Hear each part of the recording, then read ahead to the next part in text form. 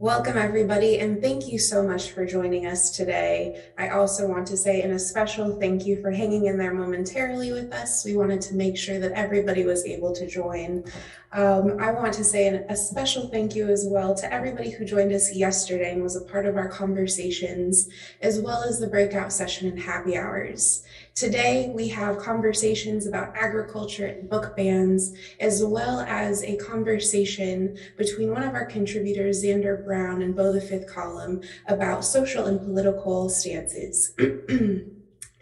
Please also consider visiting our Redbubble store. This is something that we did not mention yesterday, and the beautiful logo that you saw this morning and that you saw yesterday while waiting is actually available to be a sticker, a water bottle, a t-shirt, a mouse pad, whatever you would like it to be. So please consider purchasing some of our promo items at our Redbubble store. As far as for closed captionings, we have those available on YouTube and Facebook. We do understand that there were some issues on YouTube, and we're hoping that the issue on YouTube is resolved today. As for breakout sessions, those emails should have been received as well, so I hope that each and every single one of you received those links. And if you have not, please go ahead and mention that inside the chat for us, and we'll make sure that there's a staff person to assist you. But most importantly, the biggest part of today is to have fun and to enjoy our programming. So please take a moment with me and let's take a deep breath. Let's go ahead and inhale. 1, 2, 3, hold and exhale. Now that we have taken that big deep breath, please help me welcoming Claire Carlson, who works with Our Daily Yonder in this conversation about agriculture. Thank you and take care.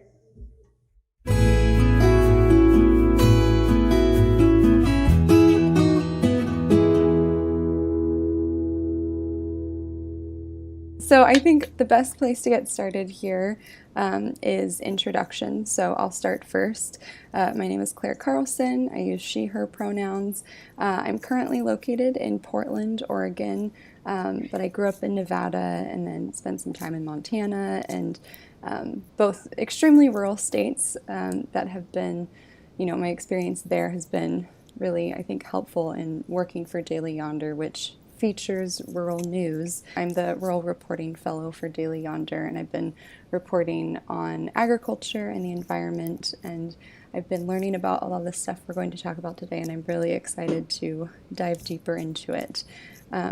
So let's see, I can maybe pass the mic to Kelsey. I'm Patiwashte. Good day. Tatea Akwala Lakotia Imachiapi, na Kelsey Scott Washichie Imachiapi. My Lakota name is Soft Little Breeze Woman, and my English name is Kelsey Scott. I am an enrolled citizen of the Cheyenne River Sioux Tribe here in north central South Dakota. I ranch with my husband and our families. We have a regenerative cow-calf, direct-to-consumer grass-finished beef, diversified operation. And I also serve as the Director of Programs for the Intertribal Agriculture Council. We're a national nonprofit organization that is in its 35th year of serving American Indian farmers and ranchers across all of Indian country. So my name is Loka Ashwood. I am an assistant professor at the University of Kentucky in the Department of Sociology. But I was also just hanging out in Illinois, where my family has a Semitole Angus cattle, very small herd. So I also like cattle. So Kelsey, I'm really excited to hear more about your business, but in a professional sense, but I guess everything professional is also personal. I do a lot of work on corporate agriculture. The work that I do feeds into an initiative at the University of Kentucky that's called One Rural, which is trying to move towards environmental justice and not make agriculture seem opposite to what is good for rural people. And Kelsey has already talked about that with regenerative farming and local scales of production, but we're also trying to be more explicit about that, because unfortunately it seems like a lot of the language that we hear regularly is that if it's good for agriculture, it's good for everyone, and unfortunately that doesn't necessarily mean the same thing. So I'm really delighted to continue chatting, and that's just a bit about what I do. Great. Thank you, Loka. And I think that makes a really good segue into the stuff we're going to be talking about, which is sort of big ag and how we got to the place we're at with our current food systems and how we can localize those food systems. Well, I think one of the things that we have to reflect upon is that the food system at large here on this continent has been built without regard to the fact that a food system existed here. It was farm to table, it was farm to school, it was local produced, it was regenerative, it was all of those buzzwords, and it was at the stewardship of indigenous societies that all across this continent worked in tandem with nature and worked in a way that had a very thoughtful approach to the management, that had strict policies and regulations in place. I mean, we had these procedures such as food safety standards.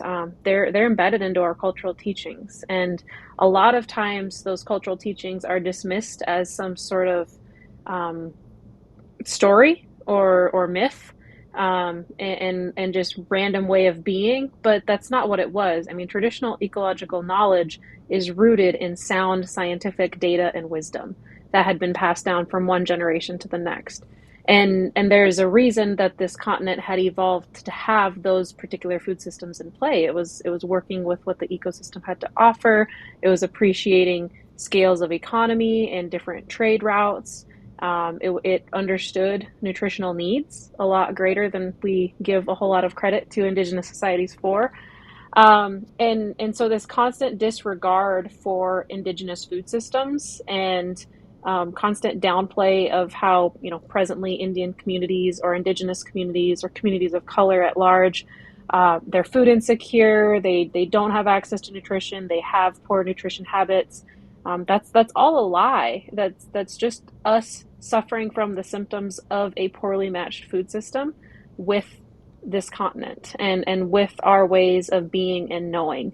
And I think that conversation really has to start to come back to the forefront in order for us to truly address this very repetitive, history constantly reoccurring approach to how we build out the policy and the framework through which we try to redesign and relocalize our food systems.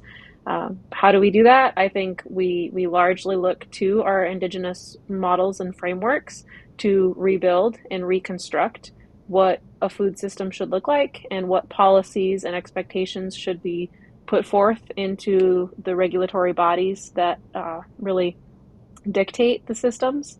And then we start to imagine things through that different living systems context rather than just this input output, one production cycle after another. We need to really get back to this idea of a holistic, all-encompassing approach to feeding our communities not just calories but nourishment through the foods that we are producing. And when we do that, we're going to start to see the largest impact in some of our most historically depleted economies and historically depleted nutrition pathways. And I think that's going to take a large positive toll on our rural economies as a whole.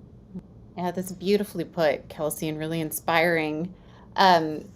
I think that I could add to that also by thinking about the evolution from the way in which the democratic state itself began through forcible dispossession.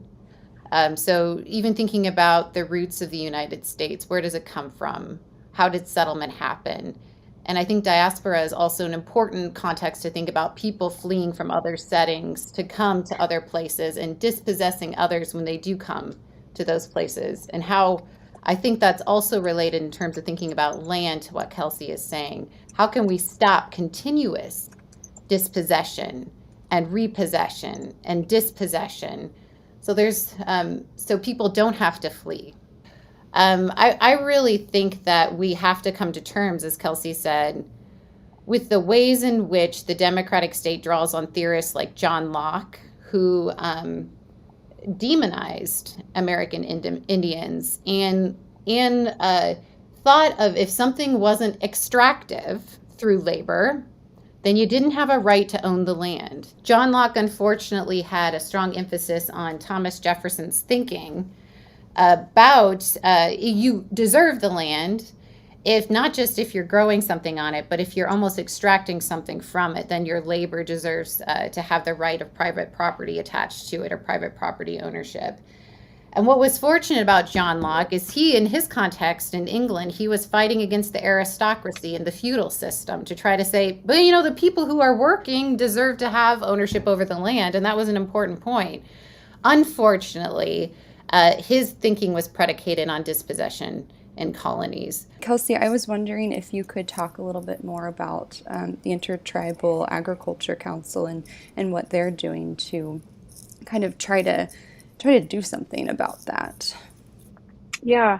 So first, a little brief background. The Intertribal Agriculture Council was established in 1987 on the heels of the financial crisis of the 80s, which was compounded by a series of natural disaster events that largely took place across the Great West, which then, based on the location of Indian reservations, had a direct impact on our tribal producers. During that era, a tribal producer, an American Indian farmer or rancher, was 5 times more likely than the national average to be foreclosed on by their financial institution. And there were tribal leaders that came together to a shared table to say, we have to do something. We need to address this with Congress. So they addressed Congress, and Congress's response was, okay, well, we'll do that. We'll provide some disaster assistance, but we want the Senate Committee on Indian Affairs to put forth a report which helps us to understand why Indian country always needs additional support. And the findings of that report indicated a historical underservice to tribal community members and a lack of applicability of existing USDA programs and their ability to be embraced or utilized by producers that were functioning on tribal or trust lands. And so we were, through an act of Congress, the Intertribal Agriculture Council was established. The impact of what 35 years worth of work has had. There's now model food systems that exists within Indian communities that communities outside of reservation boundaries are looking to learn from, to embrace, and to uplift as the model which they would like to implement as they also work to address some of the shortcomings of the food system that they're currently engaged in. And you also mentioned that the Intertribal Agriculture Council started in 1987, which and this could be wrong, but this is my impression that kind of it was in that era that a lot of the monopolization, like you were mentioning, Loka, of agriculture sort of began. And I was wondering if you could maybe speak a bit to that, Loka, of the when that really started. I mean, when did these companies start merging together, and what has been the damage that caused? The corporate reconstruction and corporate control over agriculture is older than that, and I think I think when we think about how corporations have gained so much power over the U.S. economy and internationally, I always think back of one of the key phases is the corporate reconstruction of capitalism that was in the late 1800s. And why I'm going back that far is corporate power, and I think this is something that's being talked across the Midwest and out West right now, is related to having power over eminent domain. So that was one of the primary purposes of corporations early on, was to get access to eminent domain so you could forcibly take property from other dwellers in service of what you could say was the public good. So that's really the original impetus around corporations, was gaining access to eminent domain so you could build a railroad, so you could build a canal, and we still have the use of eminent domain by corporations to do these kinds of activities, and we hear about it all the time. But we're in a complete different state of corporate control now. It's so effusive that even our own government doesn't know how to track it.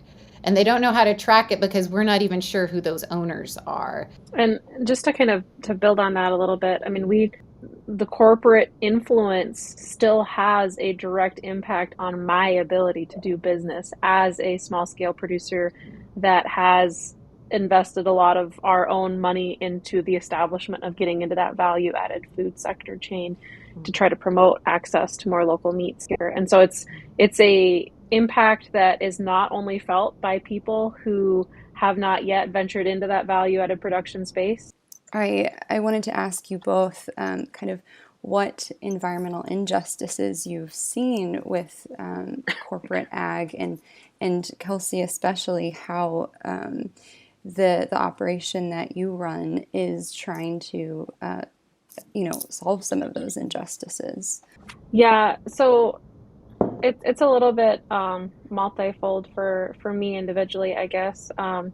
One of them is continuing to tell my story through the framing and the value system that we believe to be important. And it can that honestly in and of itself can be a very daunting task because there is so much negative backlash or negativity that could be put out there targeting the corporate space. But then when I do that, that's informing the value system through which my business is existing, right? And so it's unfortunate that there's this ideology around so much of this correction that has to happen falling on the backs of our producers. I don't think that should have to be our responsibility. That should be something that is from a top down sort of approach. I mean, we need justice to be upheld. Otherwise, it can't be an additional thing that are already distressed, already financially unstable, already emotionally unwell farmers and ranchers have to try to endure. Yeah, I think that's a really important thing to note, that it needs to be a top-down approach. And I'm glad you emphasized that, Kelsey, because that is a burden to put on independent producers to solve this problem.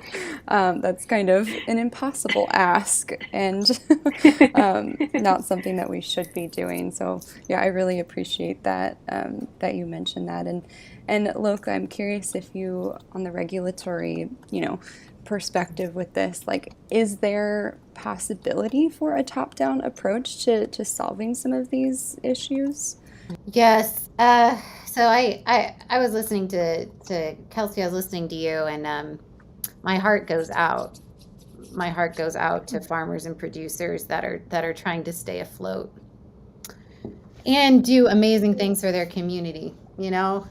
I think it drives some people trying to change the law to be better. Here's the unfortunate part, that what I think, unfortunately or fortunately, I think it has to come from both directions, because when I've seen the most successful stalling of the most egregious industrial agricultural practices, like in the Midwest, that's industrial scale confined animal feeding operations with hogs, particularly. And out west, I imagine it's more massive cattle feedlots, some hogs.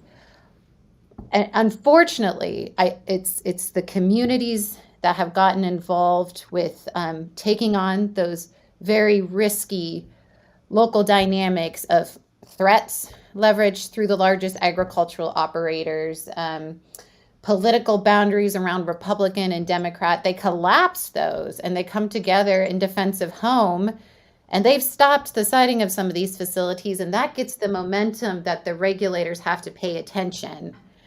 But I've seen the pressure is coming from the bravest people on the local level that are standing up to affront these processes. Now, do I think it can change through the law? For sure. I mean, if we could change the law tomorrow to say all companies engaged in agriculture have to have public disclosure and corporate transparency about their ownership, I think it would transform the system, because then we'd know who's actually benefiting from these large scale operations. It can be done. It'd be quite simple if it was incorporated into the legal framework, right? But the bravest, most powerful people who are making that change they're getting the political momentum locally, and unfortunately it is producers who are going up against big ag as small producers that are bearing the brunt of that. And then they have this internal conflict within agriculture for standing up for change. What I was implying is that grassroots efforts have to be matched by an engagement in policy. Yes. It can't just be us out there railing Yep. against corporate food systems, we actually have to have engaged stakeholders in that policy and regulatory space. Hmm. That's the perfect match. Yep, absolutely. So, Kelsey, you mentioned during COVID or right before COVID, you had a bunch of product that you weren't sure how you were going to sell, and then you were able to sell that. And I'm wondering if consumers also have a role to play in fighting corporate ag. I mean, from your position as a seller, I mean, how have you seen consumer influence work in this setting? I think at large, what isn't really recognized by consumers is that every time they spend their food dollar, they're voting. And they're voting either to continue to support corporate food systems or they're voting to support more regenerative rural economies. And depending on where you have access to procuring your foods from, like I understand it is not every community that has access to some form of, farm fresh product or ranch raised product. Um, but informing yourself and understanding which of these products are putting more of that food dollar back into the economy within which that product was raised. That's a very empowering thing that our consumers could do to kind of influence and drive um, without really shifting much of what they're doing. I mean, we all have to eat, we all have to buy food, we all have to get it somewhere. So if we just start to do it in a manner that is supportive and conducive to a more localized food system, that's one step in the right direction, really, without having to influence a whole lot of shift or change. But the other thing that they get to do is they get to help to influence state and federal and local policies around food systems. It's one thing to be informed when you are actually voting with your ballot as opposed to voting with your dollar. In if the different individuals that you are promoting into power have thought at all about where our food comes from and how our food is grown and how we are um, enabling or crippling the development and growth of our rural economies where this product is by and large um, grown within. So I think that there's a lot that consumers can do. I One issue we have right now that we're not talking about amongst circles that are trying to promote local food is I feel like we're focusing too much on land rights. I've done it. I focus so much on property rights as in terms of land. And corporate ownership, from what we're seeing, is at maybe 10 to 12% of land. Where I'm seeing actually there needs to be a lot more focus on is market rights. And so I think like we have we've a dissociation in our minds between who owns the land or what owns the land, and then who has access to what markets, both as a consumer and a producer, right? So who can actually engage in purchasing in these spaces as well as selling. And so there's lots of different ways to achieve that. I think one of the first things that we have to take on is antitrust enforcement. So we have to break up the largest conglomerates that look like they're cheaper with their prices in the store. However, not necessarily recently with what's been going on with corporate price gouging, right? But they look like they're cheaper because they have a whole apparatus of advantage. Taking away those inferred corporate advantages will transform the marketplace to make local producers look more competitive, if we want to use that language, aka have more of a price advantage relative to corporations that are dumping all these risks and costs off onto communities and the public at large. So that's where I see we can have a price, like, because one of the common things you hear advocates of industrial agriculture, it's cheaper, it's cheaper, it's cheaper for the consumer. And I think that's what they would say back to Kelsey, which is also one of the most, I think, degrading things for people who are trying to produce food and support a family. And because they'd love to feed everyone at a price point of which they can also have their farm and have their home, right? People need homes at different levels, producers included. So we've got to go after almost the corrupt, I would use that language, the corrupt corporate advantage that's leading to us to have such a vulnerable food system and putting producers and farmers and tribal communities and communities of color at risk in rural areas. I guess one thing that I like to always ensure is folded into these sort of conversations is, especially when we're working to influence national policy, is the awareness that intent by Congress sometimes does not transform all the way down to how it actually reaches the producers on the ground who have to adhere to the policy. And so, as we approach these conversations, we do have to be very explicit and very specific in the language that we are using to ensure that these laws that are inspired to force a more just food system does not make it even harder for small scale producers that are already involved in the food space. And because it's a multi-month process, it's a several layers of bureaucracy adherence that takes place between the implementation of those laws in DC, or the enactment of those laws in DC and the actual implementation of those being regulated on the ground. And so we do have to be very cautious in how we navigate this to make sure that small scale producers don't experience further crunch through the regulation of some of the corporate food system. The main thought that I have in this regard is it seems sometimes the power is so daunting that we're trying to affront that it's impossible. That is impossible. And there's all sorts of layers of guilt that come with the way our agricultural system works right now, which is tied up in who has access to what and who's dispossessing to who. But what I would really focus on is that it is possible to make real transformational change. And if we just stay focused on justice, transparency, local power, and involvement in distribution, all of those things, I think holding on to those core logics can help us get there.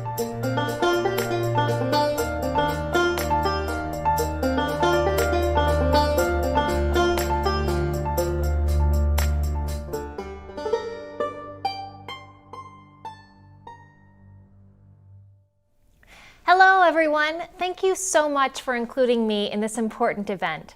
I look forward to sharing the Biden administration's priorities for rural. But first, I want to talk a little bit about your work. I want to thank you for what you do, for being unapologetically rural, for standing up for what you believe in, for telling the stories of rural America so vividly. Whether it's through the Daily Yonder or Rural Assembly, or through your voice in the media and your advocacy work. By doing what you do, you are bringing political and philosophical diversity to the rural space. And through your existence and your stories, you challenge other groups that have forgotten the importance and the diversity of rural communities. That takes courage, and it's important because neglect of whole communities has consequences. So does disinvestment. You know that. And I appreciate what you do to build back connections in rural places and to urban places. I want to work with you to continue that work of connection, and in particular of building partnerships across the lines of politics. Partnerships are one of the key priorities of the Biden administration's work in rural America. I've been traveling a lot recently, and I'm struck every single day by how much commonality can be found around local issues. You know this as well as I do. Rural partnerships work really well across political lines. So we're working with leaders on the ground to plan development, regardless of party affiliation. For example, in Arizona, I had a meeting with a Republican county commissioner and a Democrat community health care provider, and the political boundary lines immediately disappeared because everyone was talking about water. Every project, the first thing everyone asked was, do we have the water to build it? That's the impact of climate change on rural communities, And leaders at the local level not only get it, they want to be part of the solution. When I was in Minnesota, I talked to a Republican farmer who was so proud about his contribution to fighting climate change by producing ethanol.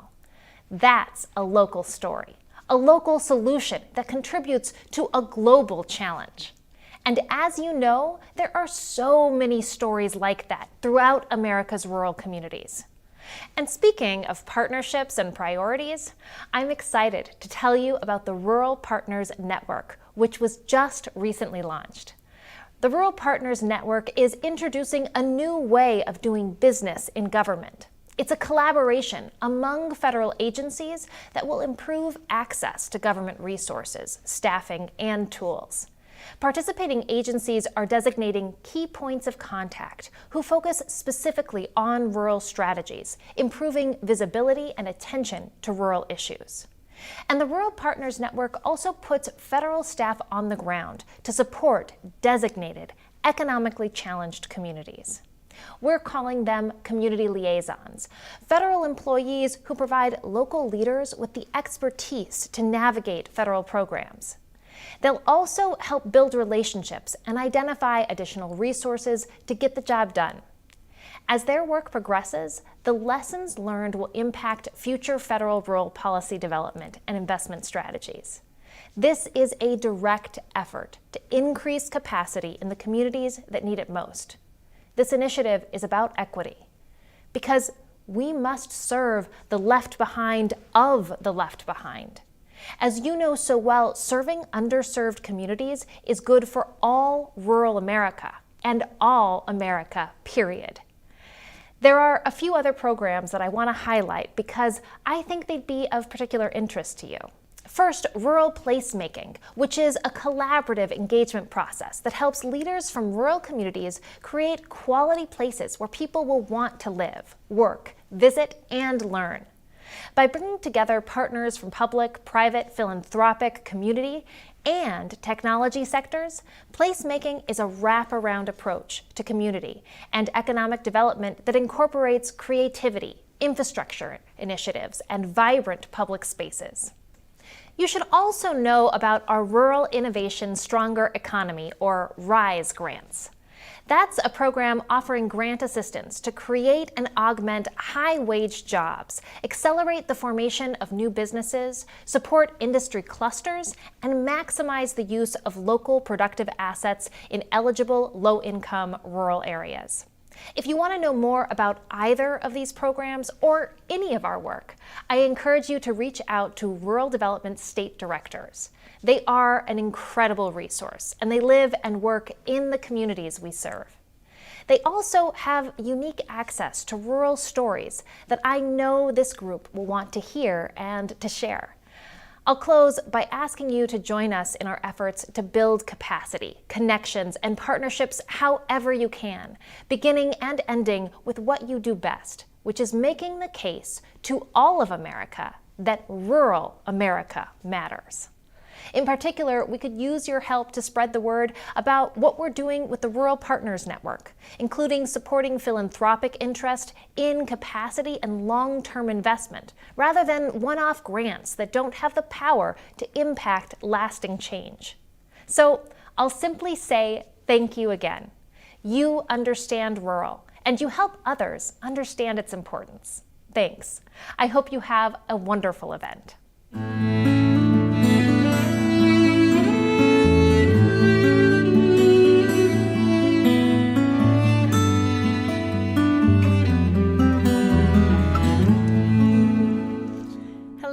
My name is Eliza Blue. I am a folk singer and a writer, and I live here on the Northern Plains on a ranch. We have just gotten done with 2 weeks of blizzards, but it appears spring is finally upon us, and we couldn't be more excited. I have to say that is one of the joys of a very long, deep winter. When spring arrives, it is definitely a chance for much rejoicing. So I'm going to share a song with you today called Bells by the Door.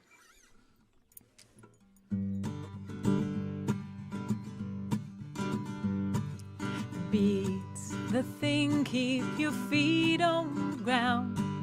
The weather will follow when the wind finds the sound. Sometimes I wonder, don't wanna be found. That's why I say keep your feet on the ground. Hang a string of bright bells, leave the key in the door. Sing me a song of a comforting shore.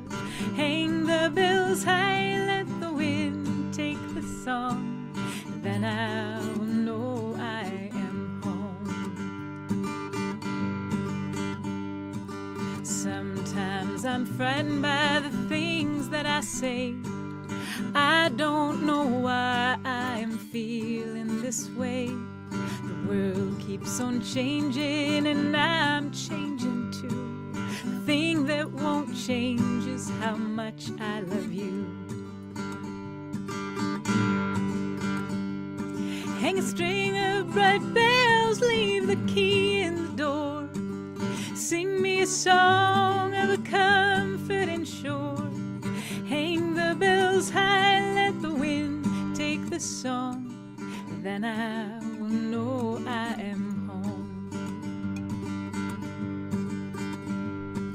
The beat's the thing, keep your feet on the ground.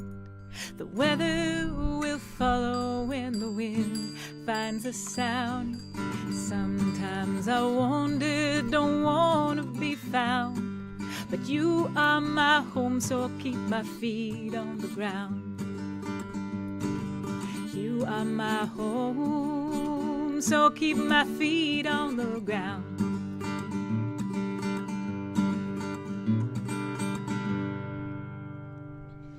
Thank you and have a happy spring.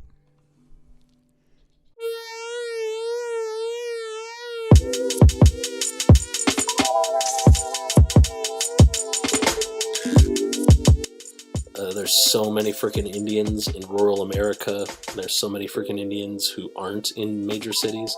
And then there's so many freaking Indians in major cities that are just freaking poor and like cannot actually afford to like go to drama school or be an assistant in Hollywood for 5 years before they get their first writing gig. It's just not in the cards, you know. That's like, there's a big reason why it's majority white. All you can do is one at a time, so you just keep at it. But the richness of our communities, because it hasn't been reported over the years, has left so much history untouched, has left so much news untouched, that it's just a rich vein to continue to mine.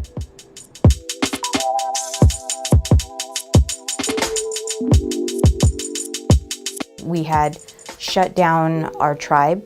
We had sent our non-essential employees home to go and make sure that they quarantined with themselves and their families to make sure that they stayed safe. But we never stopped services here. We continued to deliver healthcare, social services, elder program, which was making sure that they got fed every single day. And that was of major importance to us to make sure that, again, our people had what they needed at the time, and then also felt comfortable and safe with how we were taking care of them during this pandemic. We were getting contacted by a lot of tribes in Nevada and outside of Nevada, reaching out to us, requesting for our policies, requesting, how are you guys doing this? How are you making this work?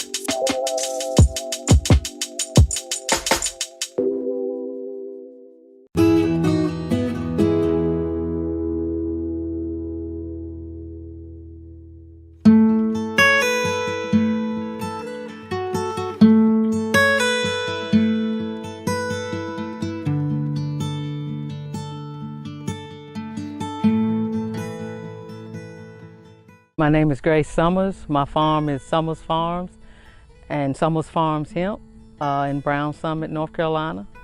And I am the owner-operator. The farm has been in my family since 1878.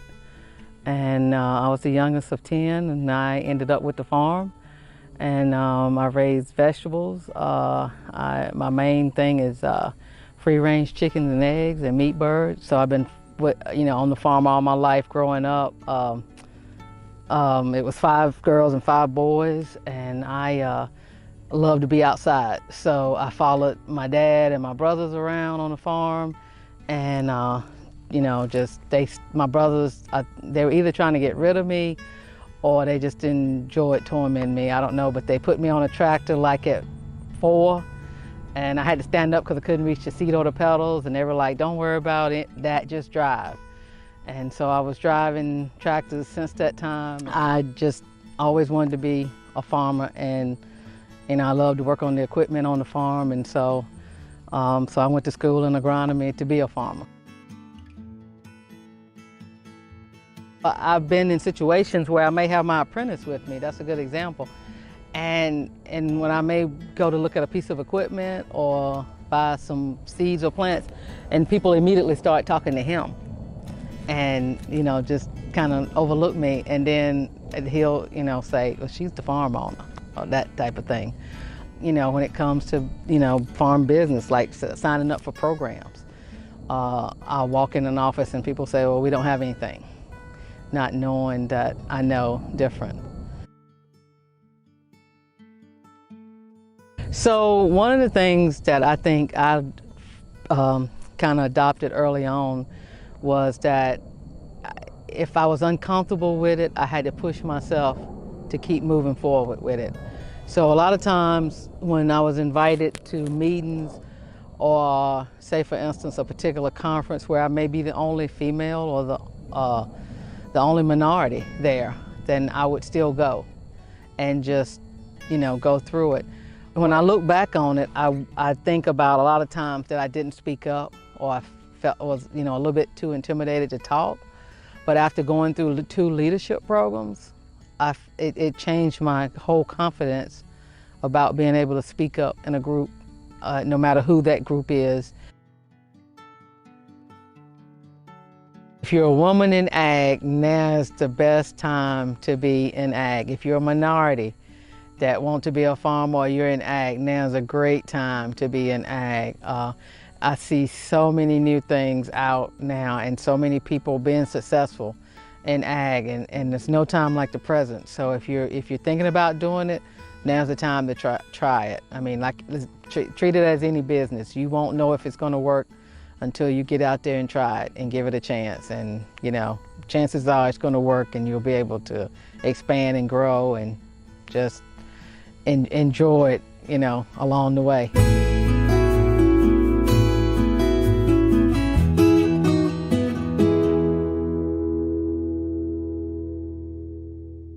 On November 20th, the Hmong community in southwest Minnesota hosted a Hmong New Year celebration in the Tracy High School gym.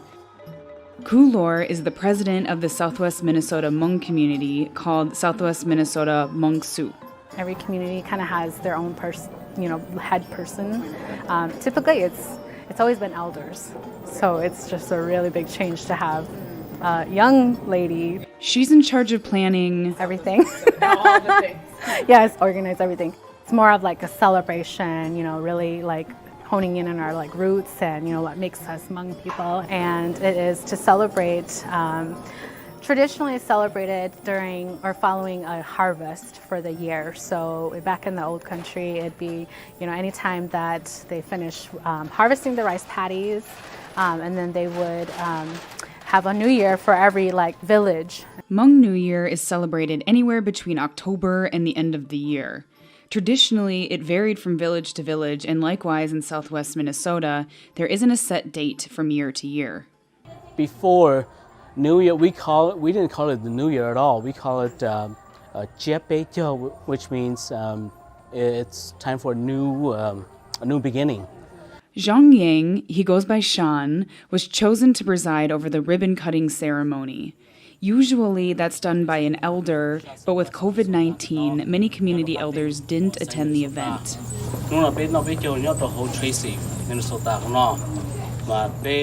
The recital language is passed down from generation to generation.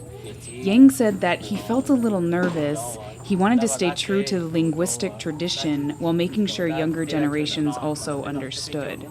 The language has been lost a little bit in transition, so I have only been spoken about 50% of it. So the elders speaks about 90% of it when we bless it. So, but when you use the actual language to recite it, a lot of the younger folks don't know it because it's so it's just so deep that and I tend to keep it on a little modern a little bit so that the younger folks will understand what's going on. So the whole ordeal of cutting the ribbon is to remove spirits and remove bad spirits, remove omens. That's happened and going to happen. The first one is to eliminate all bad things. And the second one is to bless everybody. The balloon, before we use it's like a gallbladder or of a pig or a cow, but right now we use the balloon. The significance of the balloon is to, because we have some of all of the spirits, the bad spirits, onto that balloon, we take it outside and release all of the bad omens or bad spirits. And so after that, when we drink that, we drink all of the good blessings. So it's to bless for either education or prosperity, wealth, and well-being. And so on. And then it's a huge party. There's dancing, singing, food, and of course, ball tossing, a kind of icebreaker game, which is just played for fun now, because traditionally, this day was used to help people meet a potential spouse, explained Marcy Zhang, who used to live in Tracy, but now lives in St. Paul. So it's when you find somebody you love, and you ball toss with them, and you, if one drops the ball, they might have to give you a piece of, like a necklace or something like that. This year, the community was also celebrating the 30th anniversary of the arrival of Hmong people in southwest Minnesota. Su Mua is part of one of the first families that moved to the area. They came in 1992. Coming from Laos, an agrarian country, Mua said that his parents felt driven to move to rural Minnesota, but it was different for Mua, who was just in first grade. And to not have other people speak your language, it was tough at first. It was, I guess you can say, it made you feel really homesick, because we went from having maybe 8, 9 other Hmong kids with you in the classroom to pretty much having no one. But over the years, he's watched the demographics in southwest Minnesota change. Just to see everything change, I guess that's what makes this place so unique. We're just honored and we're just blessed to have called this home for 30 years. And this place has been amazing. And I love it here. I've gone, sometimes they see me and they're like, how do you like the cold so much? And I'm like, this is home, so we're used to it, I'm Minnesota, and this is home for us. And over time, the community has grown from 7 to 10 families 30 years ago to over 100 families today. A lot of young folks, they graduate, grow up, and move on. But a lot of folks here, we see that the population has been steady, has been flatline, and that's a lot of older folks. It's heartbreaking to have them think that the population is depleting. Shua Ta is Sean Yang's mother. Their family came to southwest Minnesota in 2003. I also spoke with her with translator Shua Tao's help. She's afraid that it's going to be 50-50. Some of the youth don't care too much about the traditions and culture, and some still do, but there is no way of, there is no any written rules to say, hey, this is what we do to hold on to our cultures. So it's kind of depending on the youth. She said that events like Hmong New Year are how younger generations are staying connected to and learning about their culture and traditions. And it is the younger generation, albeit maybe not the youngest generation, that's trying to keep tradition going.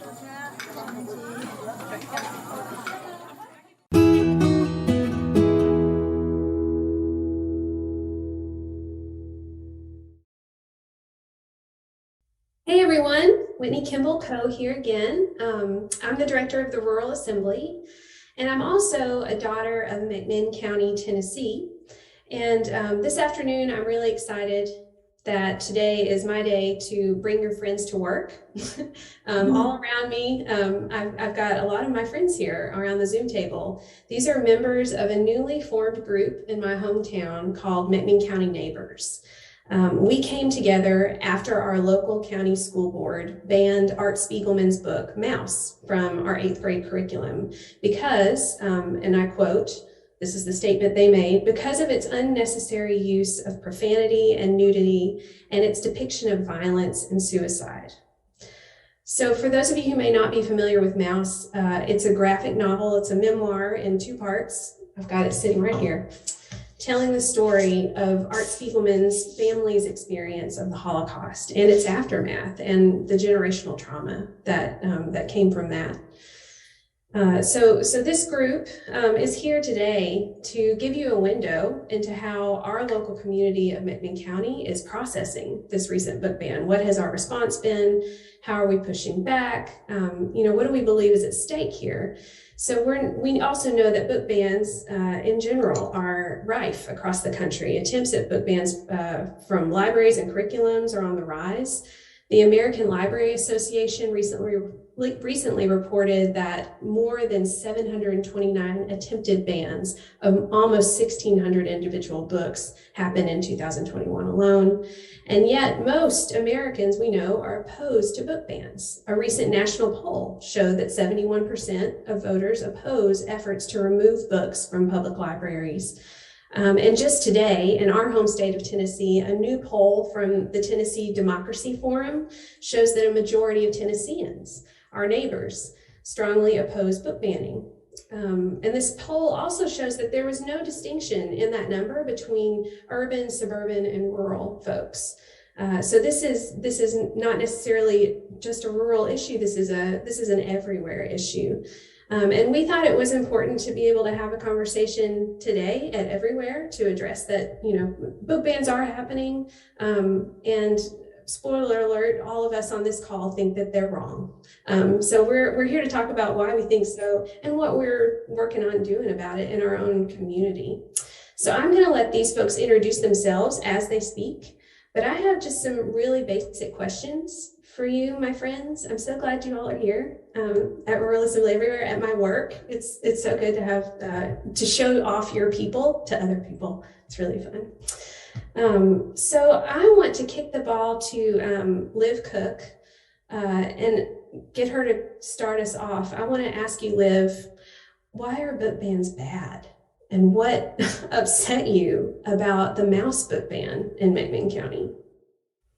So I'm Liv. I've been living in McMinn County since 2012, so for about 10 years now. And I am a local public school teacher. I teach special ed in one of our local elementary schools. I also am a children's and youth minister at a local parish here in town. So I spend a lot of time working with kids, especially kids kind of on the margins. I'm by no means an expert on book banning, just a human concerned about the human condition. But book bans are bad because they deny us access to other stories. They deny us access to other thoughts, other people's feelings, other worldviews. And it leads us on a slippery slope to fascism. That I don't mean that as like some kind of trigger fancy word, but like it really is. This is like, a really authoritarian, heavy response and suppression. And that's really terrible in a rural community where we already have a lack of access to these resources, right? I grew up self-proclaimed white trash trailer park kid, and living here in McMinn County the last 10 years, having been educated here, there's a lot of things that I didn't get to experience that even my friends in like Knoxville or Chattanooga, one of those bigger cities, got to experience. So I was particularly upset that was getting ripped away from kids who might not have access to stories firsthand, talking to other Jewish people or talking to people about the effects of the Holocaust, who at home may not even know what the Holocaust is. So that was ripped away from them. As an educator, I found that disturbing.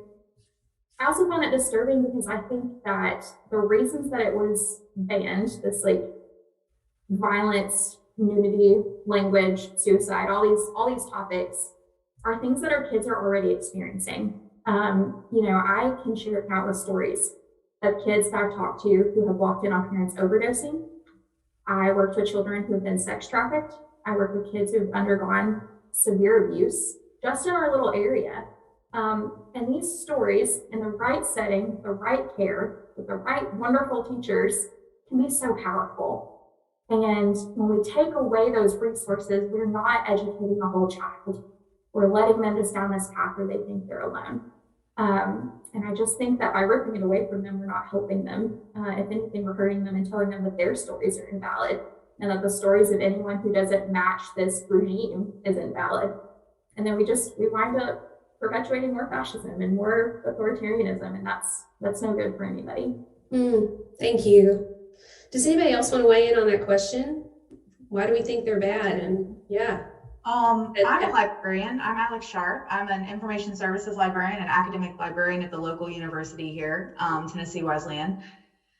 And for me, as a librarian, we have core values that are very important to us, and we believe are rights that people have. We have a library bill of rights, like that says that, as Americans, or really as international people, that we have a right to intellectual freedom. So we have a right to read the things we want to read. And that also applies to children. Now, I'm not saying that if something is inappropriate and a parent disagrees that they shouldn't have any sway over what their child reads, but in an overarching way, I think it's very dangerous. And there's a reason why it's dangerous, is that if we stop having a dialogue around controversial issues, especially in a safe and controlled environment like a school, where we have curriculum that dictates what we talk about and how we approach issues, and the processes in which we teach these situations like the Holocaust to our children, if we're shutting down that dialogue, we're not giving our children a space to become empathetic human beings and understand perspectives that are not their own.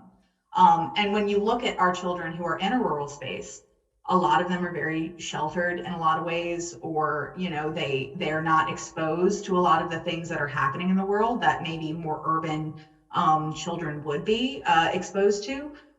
And we want them to be global citizens. We want them to understand that to be a responsible citizen, they have to understand all of the people who are part of their community. And that brings it back to what Liv was saying about our students and our children who have been abused or who go home hungry or whatever that looks like. If we can't have conversations about those of us who are going through something that is not the norm, then how do we teach our kids how to have conversations with each other about these important issues, or how to understand things like how a Holocaust happens? And with Mouse in particular, I have a 13-year-old who would be in 8th grade. She's going to be in 8th grade next year.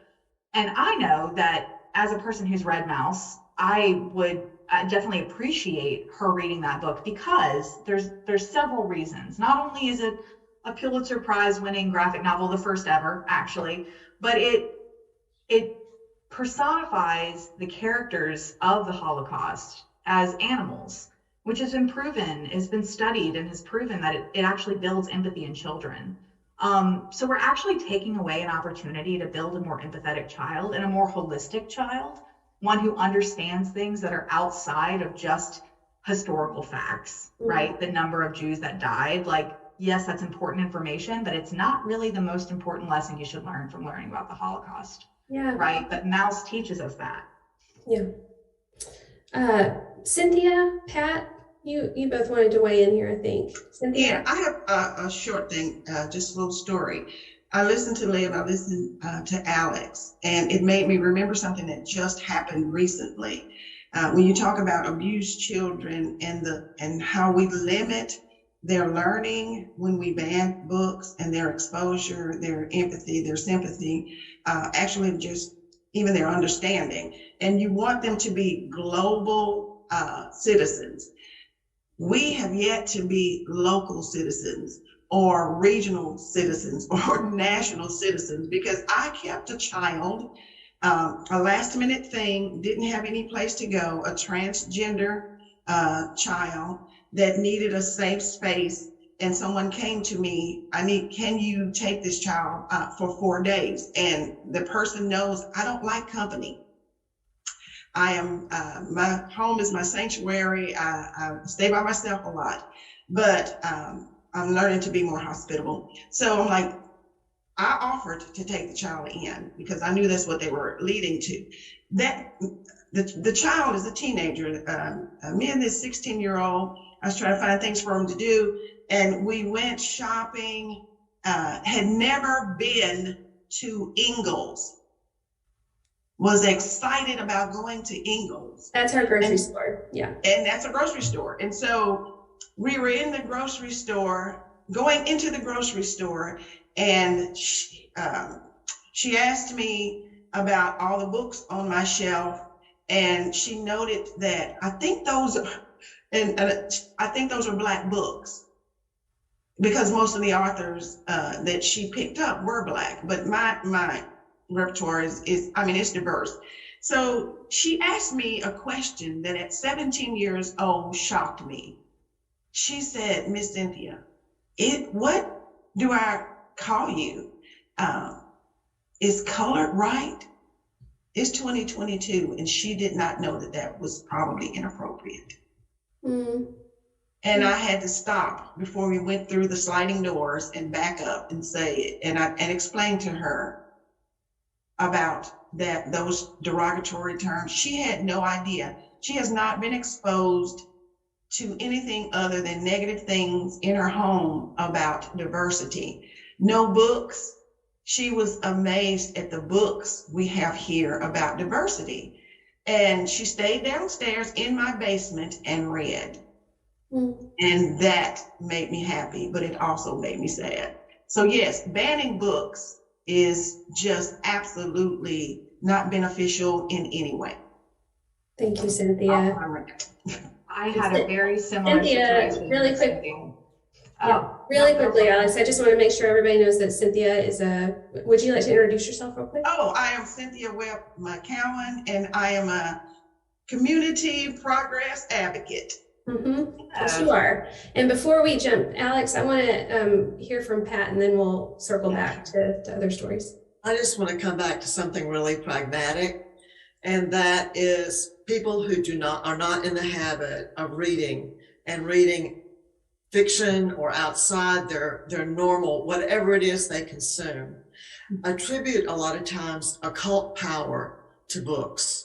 A power that is hidden because they don't really understand it. And they think when you read, the ideation translates into action. Every 9th grader in the United States for the last 40 years has read Romeo and Juliet. None of them engages in gang warfare, early marriage, or double suicide because of Romeo and Juliet. It is just something they do in class. And it may open them to the world of poetry, they may see a ballet, it doesn't matter. It's what they do in a classroom. It doesn't go outside and translate into action. That's interesting. I hadn't thought about that.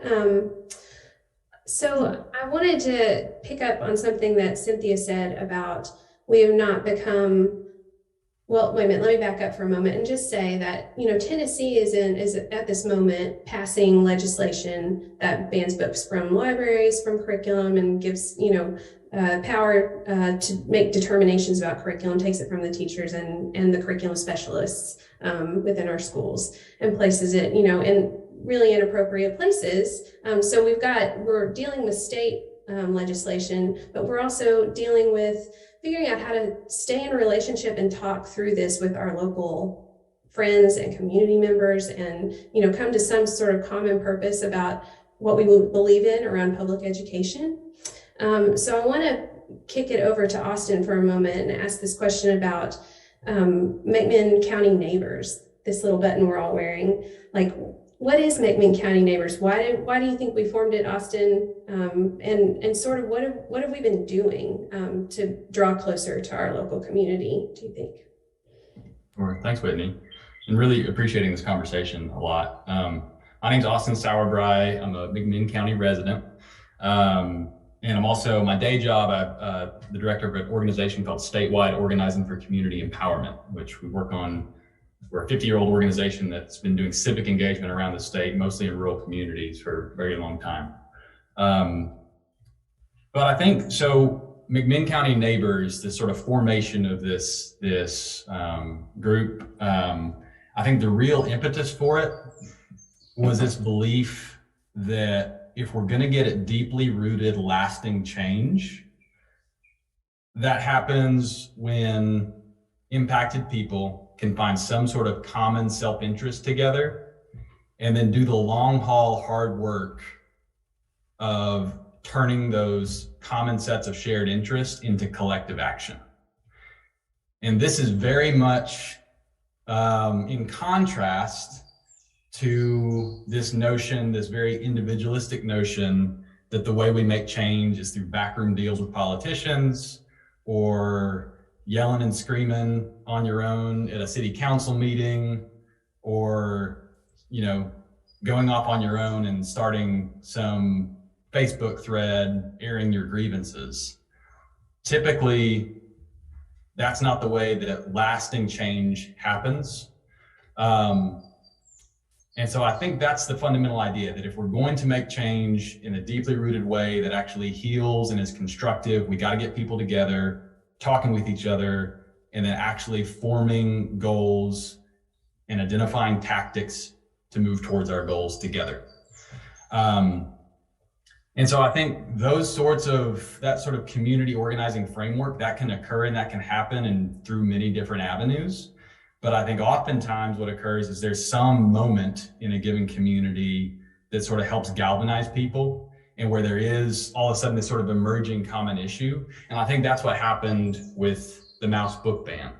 I think, and we'll get to this in a little while, but this vote happened about banning this book very much in an isolated way, with no community input, with no real conversation. It was a very small handful of people that sort of who are supposed to be in roles of listening to teachers, listening to education professionals, and instead of going through the existing process and policies to make decisions in an effective way, they just one night decided they were going to ban this book from a curriculum. And then a month later, we find out via national news outlets that this happened. Found out on Twitter. Neil Gaiman. That's right. Yeah, tweeted it. So at that point, there was this galvanizing moment where I think there was a lot of people coming out of the woodworks that were either, I think like most of us saw it and were sort of very much taken aback by it. And some people were like, oh, we didn't know this happened. They may not have a strong opinion one way or another, but they were just like, what? We didn't know that this was taking place, and we didn't know that this is how decisions happen. So I think that was a galvanizing point to bring folks together. And so I think in terms of what started coming out of that, an initial group got together. It was a fairly sizable group to begin with. And I think the first goal was just having some response. There's all this national attention, most of it painting McMinn County writ large as these backwards folks that are pro-book banning, when in reality, it was an extremely small group of folks making this decision on behalf of a larger group. So I think the immediate goal was to say, we need to, as McMinn County residents, through press outlets on a local and national level, and speaking directly to our board members, we need to say that this is not, in fact, the will of the majority of McMinn County community members. So I think that was the initial goal. But I think out of that, sort of the fundamental questions that we sort of began to zone in on is really talking about how decisions are made. What is the school board's role? Not just for this was like one particular instance, but how are decisions made? And in what way is this, having this whole conversation about banning a book, how does that actually take away from a lot of the real needs that Liv and others have highlighted, that our schools need funding, our teachers need support staff, our students need very tangible resources, And why in the world are we talking about pulling a book from a curriculum that's been part of many other curriculums for a very long time, when we have very real challenges in front of us that are not being addressed? And so I think the biggest thing we ended up, one of the wins, we ended up holding a school board forum where we were able to ask some of these questions directly to school board candidates. And I think through that, we made this issue around how do we follow policy? How do we actually review material? What are some of the real needs in our community? I think we helped bring that to the forefront in this election cycle. But I think bigger than all that, I think the hope moving forward is beyond this specific issue. How do we continue to build a group of people that are willing to engage and identify where we have common interest, and actually build together ways that we engage our elected officials and engage each other to move forward in constructive ways. But would love to hear others' thoughts on that. That is great. That's really helpful. And I wonder if anyone wants to weigh in specifically on how we moved from the book ban itself to something more, something deeper, something that we felt was broader and more important. Pat and Cynthia. So Pat first. Hello, I'm Patricia Waters. I'm a former faculty person who taught secondary English language arts, secondary education certification. The book banning phenomenon, if you will, is part of a larger cultural response. And we saw historically the same response back in 1925 during the Scopes trial, which was not just a response to Darwinian theory, but to books organized around the topic. The textbook was civic biology, which incorporated social Darwinism and eugenics, but there was also objection to true Darwinian theory going on. What was going on in 1925? They were coming out of a pandemic. There were anxieties about white people in relationship to immigrants. That was during the Great Migration. So there was a huge racial component to what was going on. Whites were, again, worried. So we had new media. We had the radio. And so you had the rise also of the KKK. So this phenomenon that we're witnessing now was also, in some respects, had its historical antecedents. But the way we are now, coming out of COVID, we have so many stressors that we're not even really aware of yet, and that are manifesting themselves in social, psychological ways that we're just coming to grips with. And you see it in our legislature, our General Assembly, and all these laws that are against. They're against something. They're not for improvement or betterment. They're reactive. So we're in a period of great kind of intellectual and ethical retrenchment because of a feeling of being under assault. And it's fear. Fear has been engendered by circumstance, but also by bad actors. So that comes into play as well. Thanks. Cynthia, what are your thoughts about how McNeighbors is stepping in this moment in our community? What Austin said, I had to write that down because I need to remember that. You can get on your soapbox and do your social media stamping or whatever you want to do, and sometimes that's good. That may be providing impetus, but the long haul hard work. I think the reason that neighbors will do this work, continue to do this work, and never give up this work is that when this happened, the level of ignorance we experienced was frightening. Yeah. It was pure motivation right then. We have to do something because this is almost unbelievable. And if we just fuss about it and go sit down, it is going to get even worse. So I think that was part of the motivating force that Austin got. Just watching him be so animated about it, it's like, oh my gosh, is this really happening? it's not the kind of thing you just talk about and have your opinions. You have to do some long haul, which means you're in it for the long haul. This is going to be ongoing work, and it needs to be a snowball. And I think with his leadership and the people that are on his team, Alex is a fireball. Stephen and Patricia, you could not ask for a better team of people. Liv, the Birchfields, Witt, it's a great team of people to be part of this, to see it through. And it was because of how it was done and how shocking that was, that moved me to know this cannot just be something we rave about and then be done with. You've got to do exactly what he said. And I think that's why. Yeah. Again, picking up on your long haul note, I want to, because we've got limited time, but I want to make sure we get to a couple of these questions that we're receiving from our chat. And first I want to ask Stephen Dick, who's with us, a question about the lessons we're learning as we're doing this work. And I know Austin has some thoughts about this too, and I know Liv does too, but what are some of the lessons we're learning as we're organizing and trying to build a base of people who are committed to a long haul vision and purpose in our community?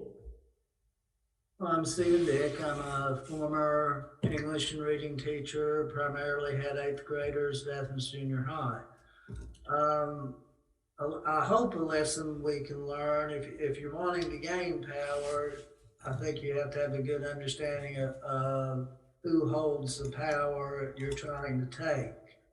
And in this case, I think the mouse issue, it's not about mouse. I think the objection is insincere, which the GD word, we're not in there, but I don't think any of the people who voted to remove it from the curriculum were actually concerned that that word being said one time in a book was a serious concern.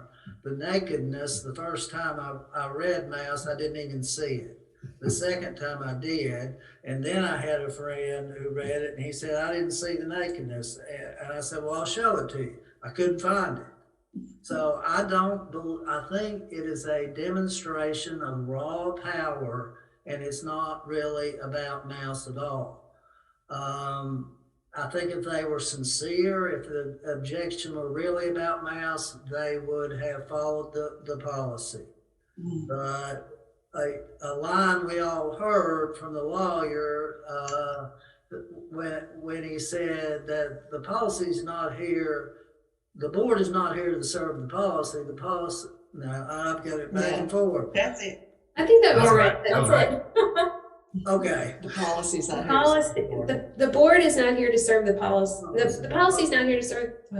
Never mind. Okay. It was. We don't follow our own policies. The board doesn't have to rest with policy. We don't have to follow our own policies, is what the school I board think the reason lawyer said. we can't reiterate it so Orwellian. You know, it takes some concentration to get the idea behind this. Yeah. Again, I think part of the motivation of the board is to say we can do this.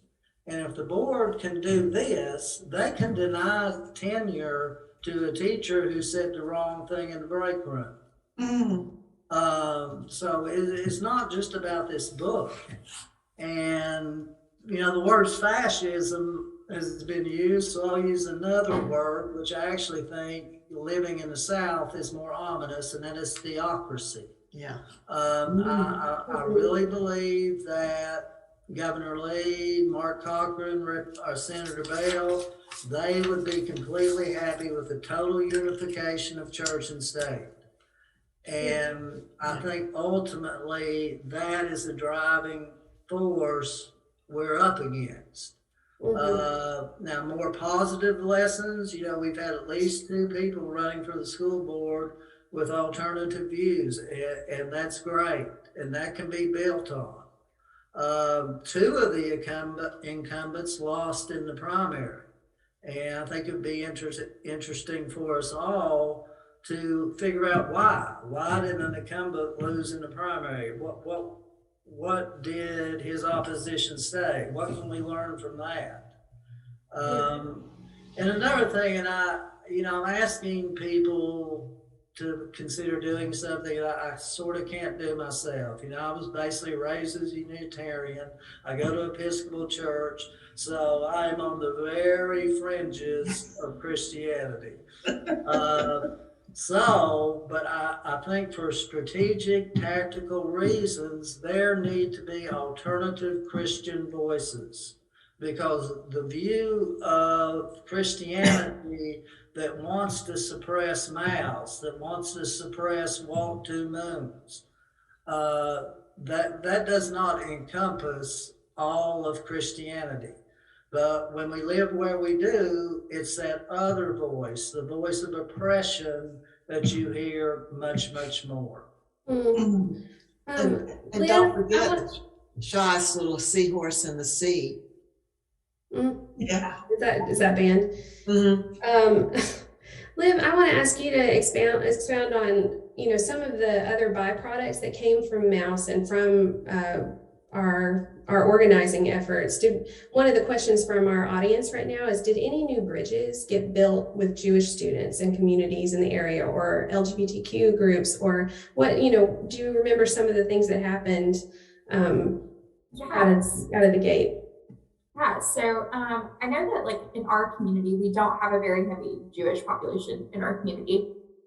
We're right in that Protestant Christian kind of Bible Belt. But something that was cool is we, Jewish communities in Chattanooga, we were part of that discussion with Archbishop Wilman himself, and very active in that. So that was a really cool kind of direct line. I know that I don't personally have relationships with Jewish people, so it was really nice to kind of get outside my worldview a little bit and talk with them.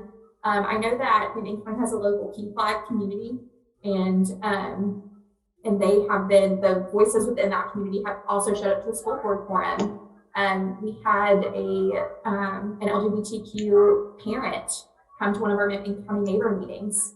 I myself am a queer person, and so I think that we've seen a lot of intersection of gender, sexuality, race, religious view. We've seen a lot of intersections just in Little McMinn County, where everybody, where the loudest voices are white and straight and Christian. I feel like we've busted some of our own internalized stereotypes. Yeah. This experience has opened my eyes to how we can work together more intersectionally. Yeah, and it's been beautiful. I care so much about this community, as backwards as it is sometimes. But the way that I've seen people show up and show out, Cynthia was part of this great organization of Black Voices at the Art Center, and these beautiful conversations. And I'm really proud of where we're going. We've got a lot of work to do, a lot of work, but I'm really proud of where we're going. And the way people have showed up here has been fantastic. Me too. Alex, did you want to jump in? I just wanted to say the majority of these bans that are happening most of them revolve around LGBTQ materials. And I think it's probably just a matter of time before we see that happening in our community. And we do have a PFLAG group that's pretty active, of mostly queer people who are part of it, some allies, but a lot of queer people who are part of it. And I think that a lot of what has happened with this ban, I was already pretty engaged with my community, and I didn't realize how much we needed to be there for those groups of people. I am queer myself as well, but I'm not super active with PFLAG. I go when I can.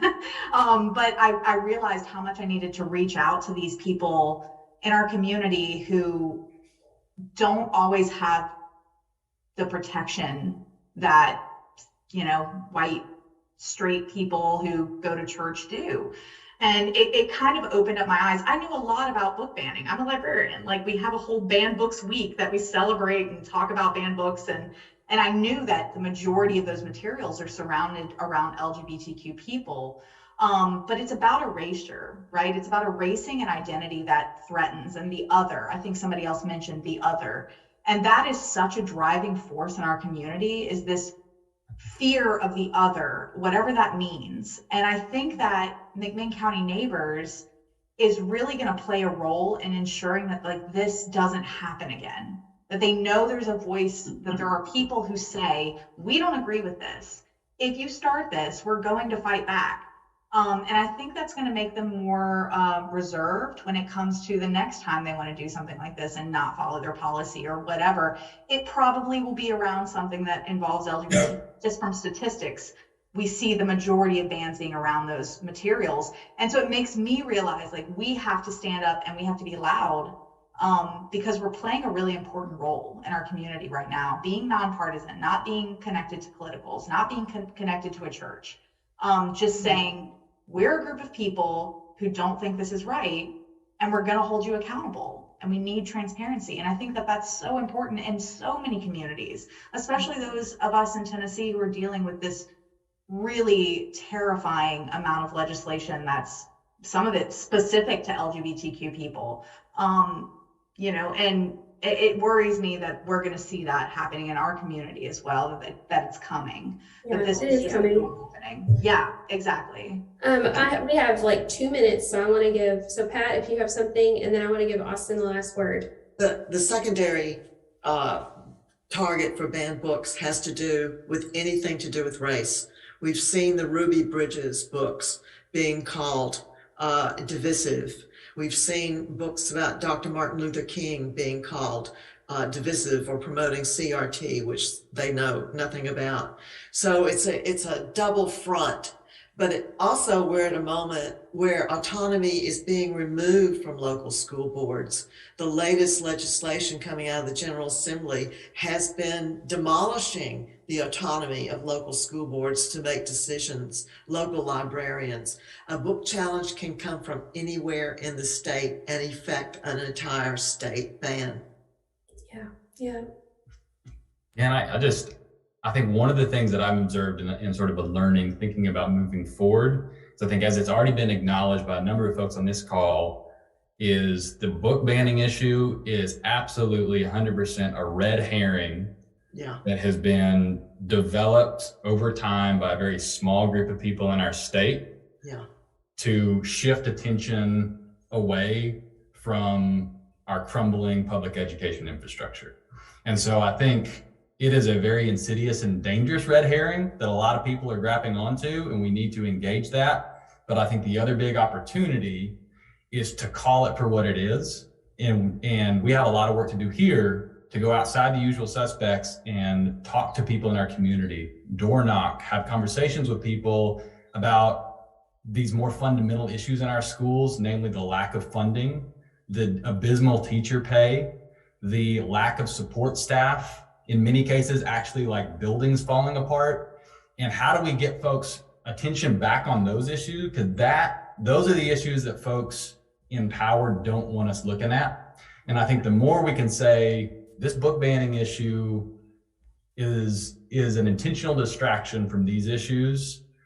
And why do you care about XYZ book when our teachers don't even have the resources they need? The class sizes are huge. They don't have the resources they need to even do basic teaching well. Mm-hmm. And so I think there's a huge opportunity to build on that while at the same time still confronting the real challenges and that come with the book banning in particular. Yeah. Oh, thank you so much, y'all. We're on it. We're clawing our way, and we're working on it. And we're building a base of friends and neighbors here locally. And I'm feeling so hopeful. And I'm so grateful to you all for showing up today with our Everywhere audience.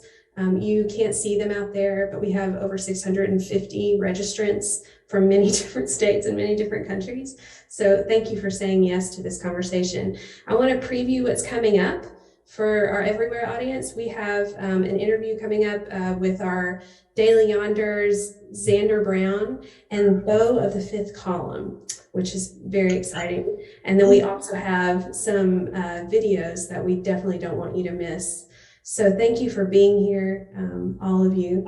I'll see you at Ingalls. I'll see you soon at Ingalls. Yeah. Wow. Love you. Bye. My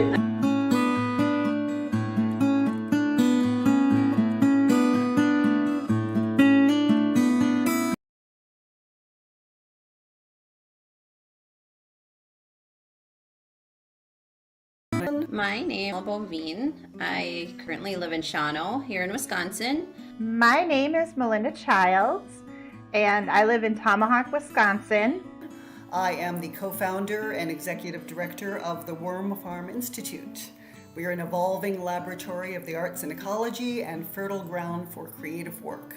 I am the executive director for Niji Capital Partners Incorporated, and we are a Native community development financial institution serving several tribal areas in the northeastern part of Wisconsin. And I work in Rhinelander at ArtStart. And for ArtStart, I am their community and cultural development director. What has made us stay here? The richness and possibility of creating a life in and amongst other life forms, not just humans. In cities, it's all about people and concrete, and in rural areas, it's so many millions of other life forms that we interact with every day, and the bottomless possibilities for a rich and meaningful life here.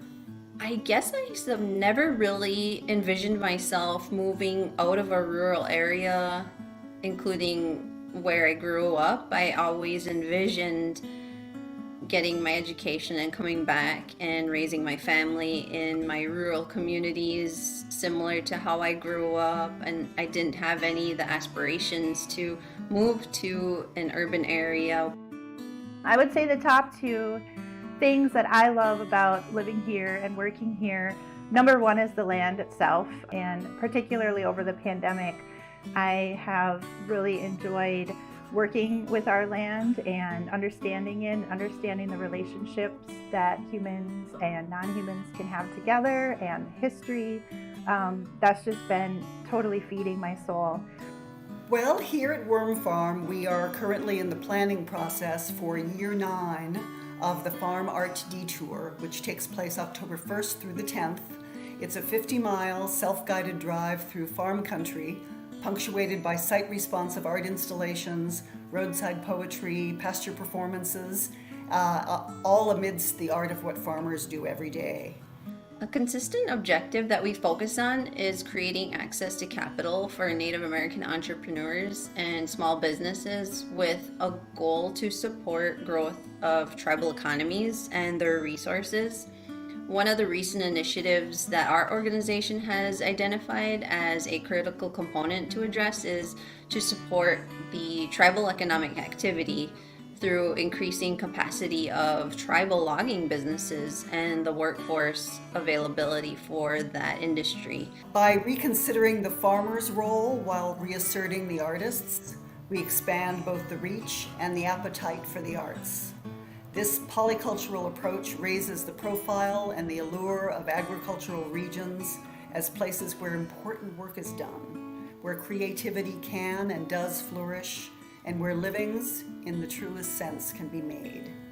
My hope for rural prosperity nationwide would be sort of the acceptance and appreciation of rural areas and that they have all of these assets. You know, I think so much is overlooked in what rural communities have to offer, and there's such a disconnect between the rural and urban sort of stereotypes, and I would love to just see an embracing of the complexity and beautiful diversity of experiences and attributes that rural areas have to offer.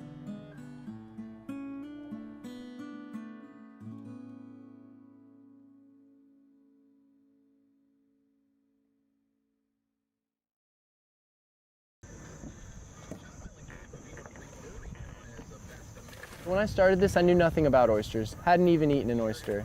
Don't know if I want that on camera, but that's okay.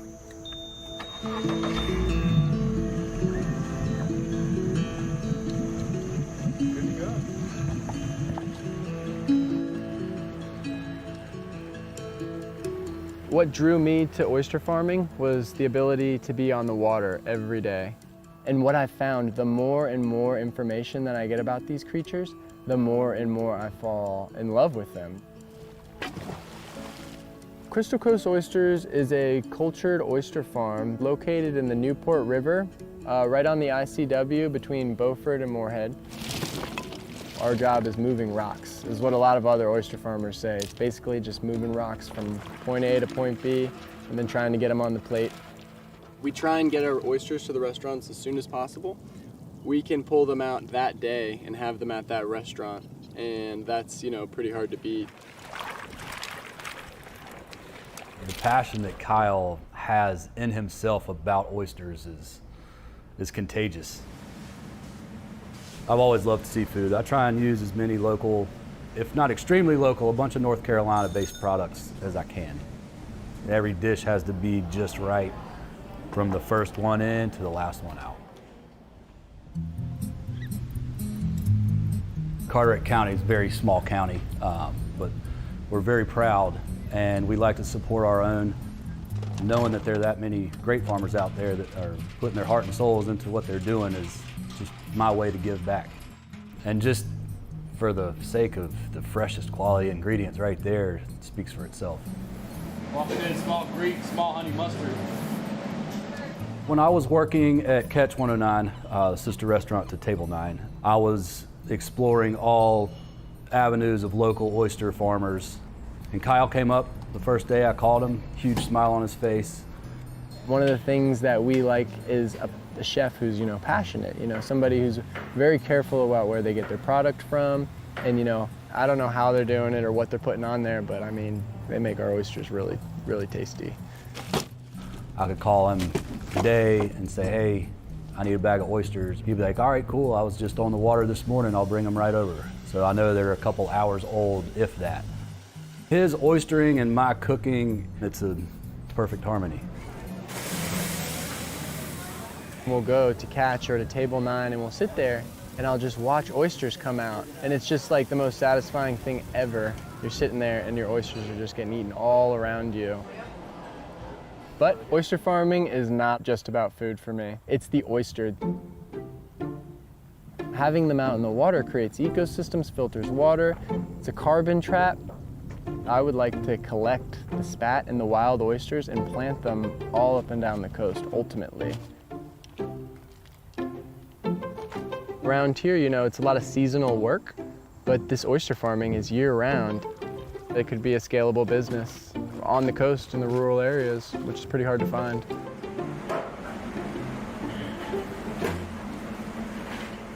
The more and more I talked to Kyle, the more I'd pick his brain. Like every time he'd deliver, I'd ask him what he did this day or what was he doing that day. He'd just have a huge grin on his face because he's having a great day, you know what I mean? Living and doing what he loves.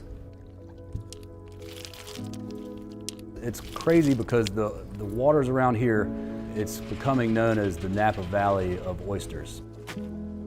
I love the ocean, I love the coast, and being able to work with it and make a living by it, it just seems like that's the road I need to take now. So after doing this for 25 years, I've tried to hang the apron up several times, but I'm gonna try and hang it up for good and go out and try and start my own oyster farm with the help of Kyle.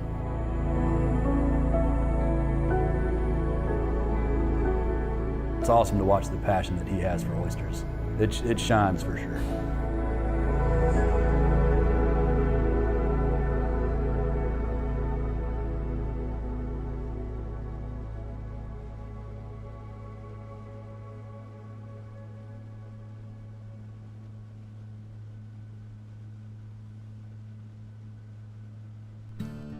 Beyond the Clock is a monthly online gathering that fosters fellowship, shared learning, and community care for rural connectors and cultural workers. It really invites creative rural rock stars from across the country to share virtually in digital happy hours.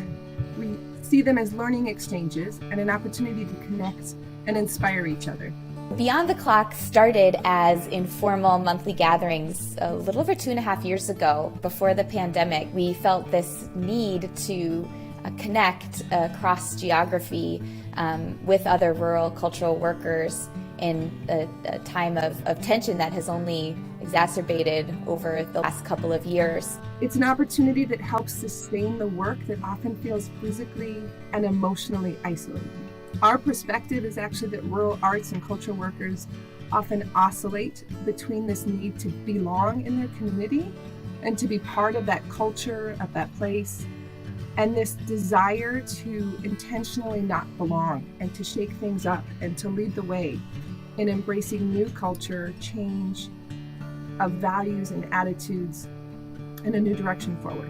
We still maintain this informal, playful, agenda-free feel, but we have balanced that out with really elevating themes and tensions and commonalities between the different challenges that our communities are facing. In a dynamic digital space that was really emergent and evolving for the issues that were happening in our communities and as a nation, and giving us space to grapple with questions in our community and how they could be reflected back from other community change makers and what they were grappling with, the challenges and actually the steps forward that we were all making to try to make our community stronger and more vibrant and more inclusive.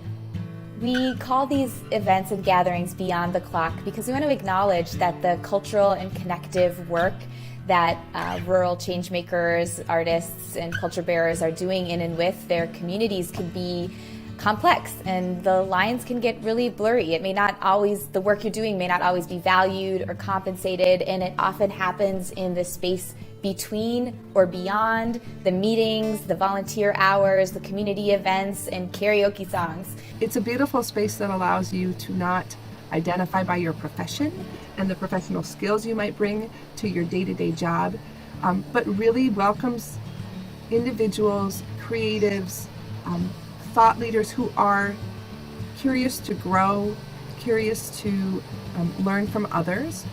And we welcome you all to join us at our monthly events, our learning exchanges, and our happy hours. You can find out more by joining our Facebook group, Beyond the Clock, or following along on newsletters with the Rural Assembly and Department of Public Transformation. Everyone is welcome to join us, and we ensure that you will leave feeling celebrated, connected, and inspired.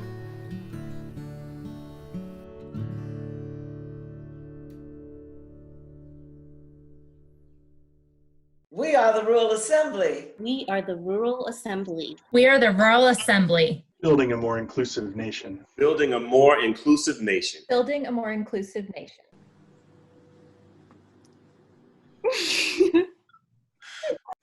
Bye. Bye-bye.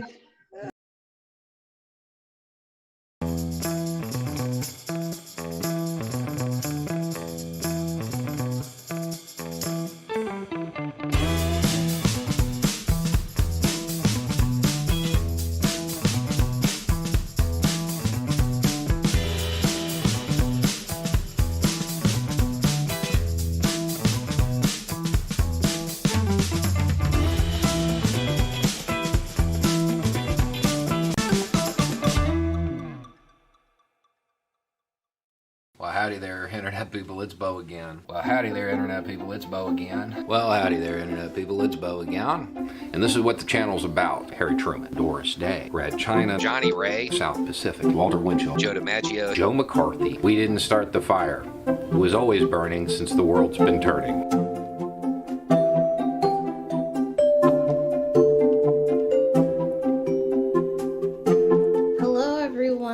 Hi, I am here with Bo of the Fifth Column. Bo of the Fifth Column is part of an ever-growing host of commentary analysis channels that find platform on YouTube. Since starting his channel 3 years ago, Bo of the Fifth Column has grown a followership of over 500,000 subscribers, an audience comprised of folks from all walks of life and political identities. This isn't surprising, given that he doesn't shy away from many topics, from his almost hourly updates about the Ukraine and Russian conflict to more national socio-political topics. Welcome to the Rural Assembly, Bo. We're so happy to have you. Well, thanks for having me. So, just to start, can you tell us where are you wiring in from today? I am in the middle of nowhere in North Florida. It's nothing but pine trees. You've driven through it, but you haven't stopped here. So, And how would you describe what you do? I know I've given my introduction, but put yourself in your own context. I don't know. I liked yours. Yours is very flattering. I don't know. I wound up with the platform, and I try to use it to get people to become a little more informed rather than inflamed. You know, just try to get people to think a little bit more outside of what they normally do. And how would you categorize your commentary? Because there's all kinds of commentary on YouTube. So, I guess mostly social and philosophical commentary, I guess. I mean, over the last month, it's been mostly defense commentary, but under normal circumstances, we hit a lot more social issues.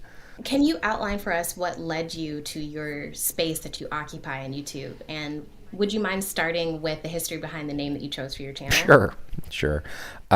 So I was an independent journalist, and we realized that there was a lot of metaphorical gatekeeping in journalism. So there's a story that says, you know, this general's approaching this city, and he's got a column coming from the north, south, east, and west, and a fifth column inside the city ready to open the gates. And that's where the term came from. There were a whole bunch of us that used it in, I guess, 2015, 2016, in that range, and it just stuck with me. And then the channel itself started as a joke gone awry. I used to hide my accent, and one day we were celebrating a little too much, and the accent slipped out. And you know, my colleagues were like, "Oh my God, you're a redneck," and I'm like, "Yeah, I am actually." And they convinced me over time to start making videos making fun of myself, and the channel started as a joke, and then it grew. And I felt like I'd been handed the platform and felt like I should probably do something worthwhile with it. Yeah, I would say so much of your content I would take very seriously, which I have, obviously. I want to start with the video that you titled "Let's Talk About Me," and in that video you touch on topics like de-radicalization, cancel culture, very serious themes. A non-government organization saw my content. They're like, we can use this. When people would search for something bad, when they would search for how to join a bad group or a militant group, they would see my smiling face. They'd see that thumbnail, the idea, they click on it, they watch it, and they get de-radicalized. Pretty cool. And it doesn't matter what your goal was, you're going to fail. I will still be right here making videos. I got messages from people who got off a bad road from my videos before this program ever started. I will get them after. That program, it will continue, and it will continue to do good. And even if you were able to undermine it to the point that it stopped, 10 more would spring up in its place, because there are enough people who are tired of the division, who are tired of the violence, and they will use whatever tools they have available to make it stop.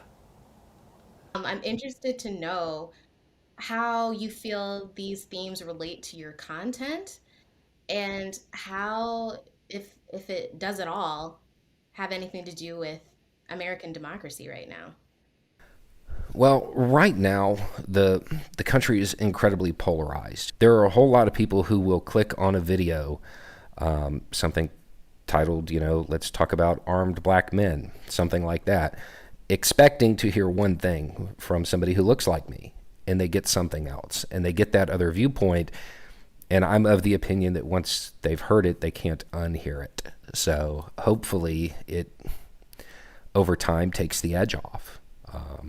because I think we're in a really bad way when it comes to a whole lot of people willing to use violence over debate and discussion.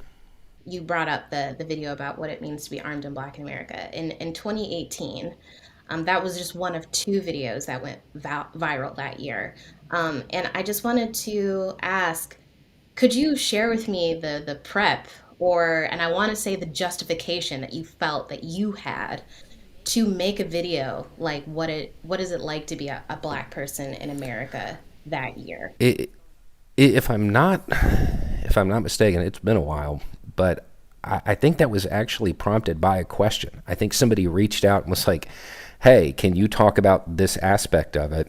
How can we do X, Y, and Z? You know, because we're getting shot. I mean, is basically what it boiled down to.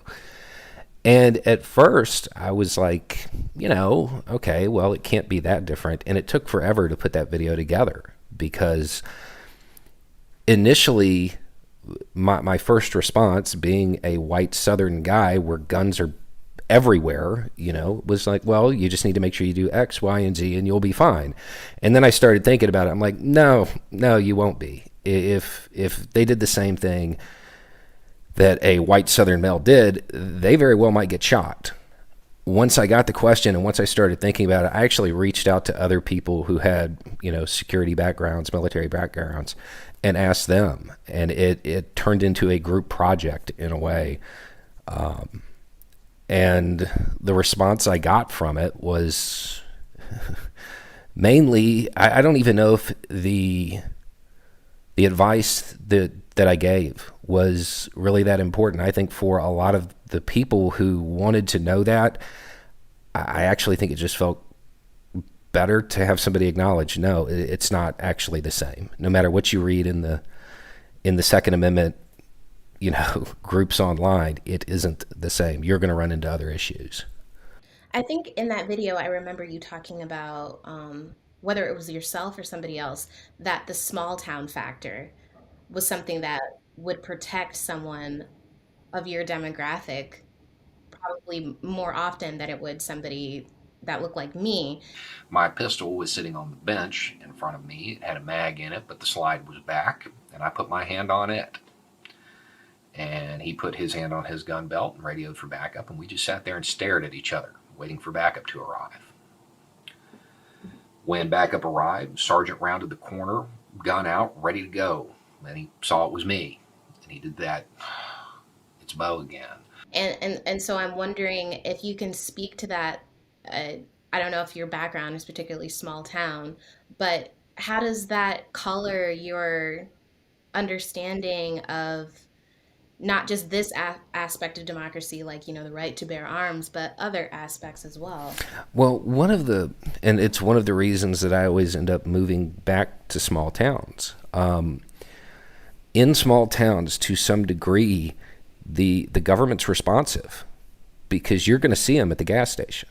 You know, there is a more responsive government, so the local populace is more engaged in participation, because they can see the outcome, and because the elected officials tend to be willing to at least talk about an issue. And for me, especially when you're looking at my content, you see that I'm constantly advocating for that at the community level type thing, even in larger cities, because eventually it snowballs. And as far as democracy in the U.S., the whole idea is advanced citizenship. You know, you have to participate if you want it to work. And even with all of the limitations that it has and all of the lack of representation that some groups get, if you build strong enough communities and strong enough voting blocks that are looking out for each other, you can get some improvement, some relief, something, you know. Would you say, in your opinion, that the sustaining of democracy has a lot to do with discussion rather than I don't know, carrying the same stick and beating the same thing with the same stick? Is it more of the discussion and the coming together, or is it the dream? Is it the idea? Well, when you look at the founding documents of this country, it had all of these promises, and none of them were fulfilled in the beginning. Like, none of what they said, this is who we are as a country. None of that was actually true. So I've always looked at it as that's the goal that this institution is trying to get to. The only way you get to that is through participating in that system while advocating to actually reach the promises rather than reach the status quo, which is, if you sum up the differences in the political stances in the U.S., you have those who want to move forward, and you have those who want to stay where we're at. That's really what it boils down to. There are some, there are people like me. I want to charge way forward really fast, and I know that there are people who are adamantly opposed to that. For this system to work, there has to be the discussion, and that somebody has to grab me by the back of the shirt and say, slow down, and somebody has to drag whoever is, kicking and screaming on the ground saying they don't want to move forward, they have to drag them along. That's the idea of it. The problem is we've become so entrenched that discussion isn't happening. And, the American system, it's not perfect in any way, but the overall theme is that it gets better over time, and more people get included in that promise that was initially laid out. If we stop, America fails. That promise, that dream, if we stop moving forward, it ends. In line with what you're talking about is that, it's this give and take, it's this kind of this slow shuttling forward. In my perspective, you do a great job on facilitating the conversation through your own videos. Like, it doesn't ever end at just one video. If you gain new information, or you get new feedback, or perhaps you get a very thought-provoking comment, you're willing to speak on that or expand on that. Is there an engagement that you recall most recently or in the history of your channel that kind of illustrates that most vividly for you? Wow, there's actually been a bunch. It's kind of turned into a joke. When the channel started, it was one video a day, and now it's 3 videos a day, because I would say a third of the videos begin with, and I got a message that, and then we're discussing that message. One of the more important ones was one recently where it was talking about, they were people who were looking at the situation in Ukraine, and just out of a habit of being opposed to U.S. imperialism, they were trying their best to find a way for this situation to be the U.S.'s fault, And we kind of went through it, and then questions came back. And by the end of it, as the videos progressed, the comment section started asking more and more questions about, well, how did we get from point A to point B? What about this idea that the U.S. helped with, the revolution in 2014? What about 2004? And it led to a series of videos that I feel that the people who watched them walked away from with a whole lot more information about a conflict. They're seeing the coverage on the news, but they don't have the backstory. They don't know how they got from one point to the next. And it also demonstrated how people approach a subject with their own bias. The idea that, hey, something happened, this has to be, U.S. empire at work, when in this case, the U.S. was kind of a minor player in all of this, and certainly isn't responsible for the conflict. So I think it's situations like that where not just does the feedback go back and forth, but it's also something that sparks more discussion in the comments, because at that point I know that these videos are helping to widen the discussion. Mm-hmm. And on your point about that person has seen coverage, but they don't know how they got from point A to point B, what do you have guidelines or tips for people that might be feeling that way, that they feel like they're consuming news, but they're not understanding, or they're not being able to, triangulate?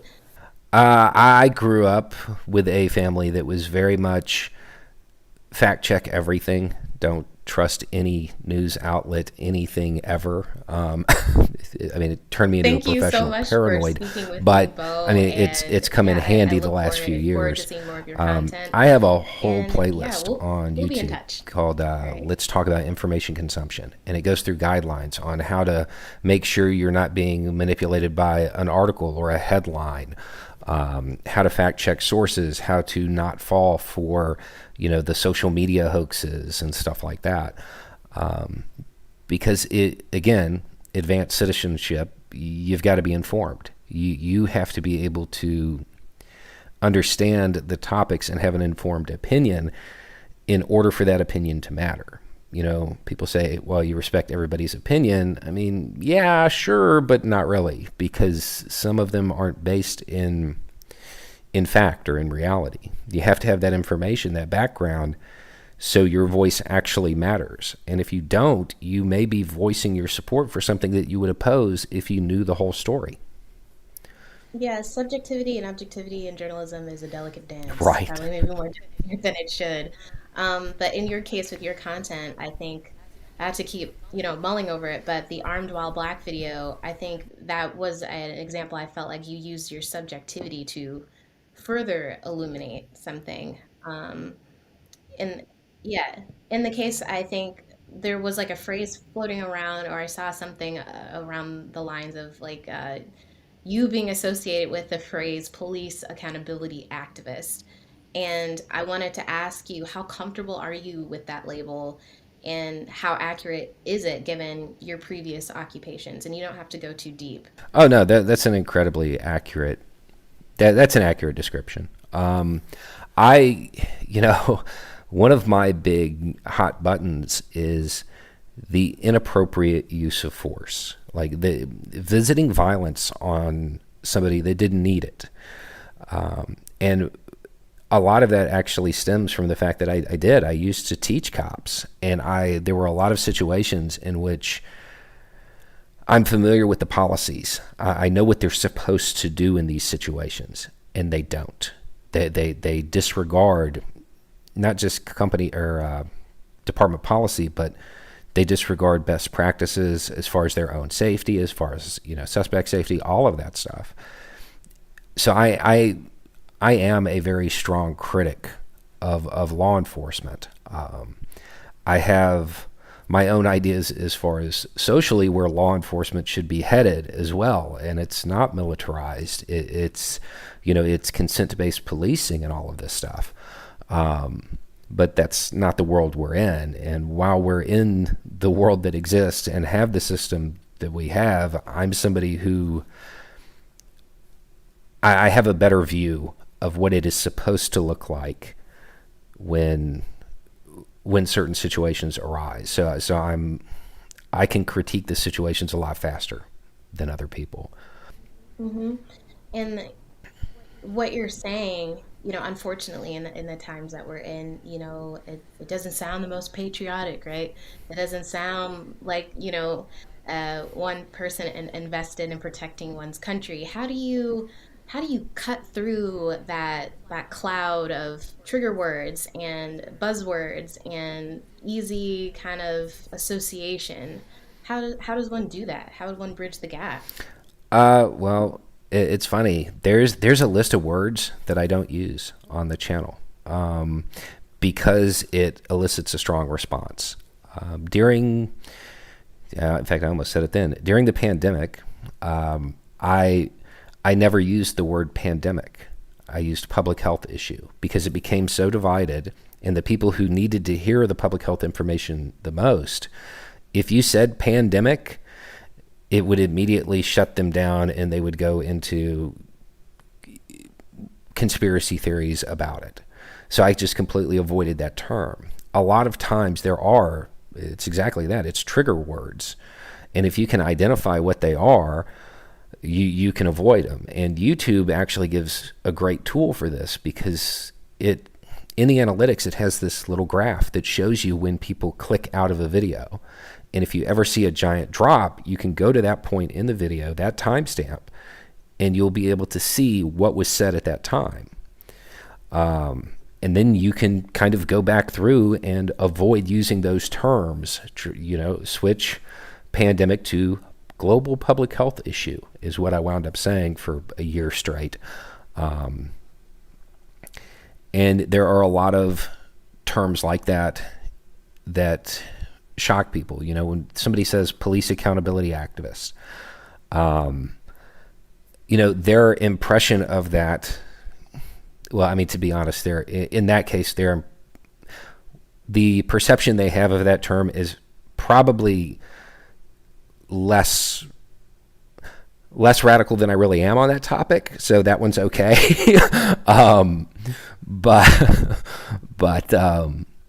It does leave people with the idea that somebody with that title is against the law and order society or whatever term. But for me, a term like law and order, that society, this terminology evokes the same thing in me. Like when I hear that, I hear the people who were okay with the status quo under segregation, and they used that argument when people spoke out against it. They're disrupting the law and order society. So those terms go both ways, and it's hard to find terms that you can use that will bridge the gap. We're coming to our closing questions. One I wanted to know is, what are your hopes for your channel? Are you going to keep doing this for another? Am I going to look here another 5 years and find you uploading 3-4 times a day? For something that started as a complete accident, I'm never stopping.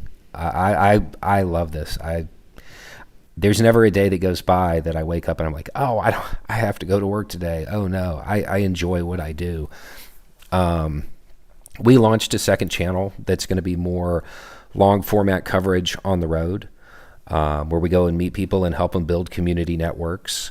And then eventually I'd, like to get to the point where we can develop a school, like a physical institution that people can travel to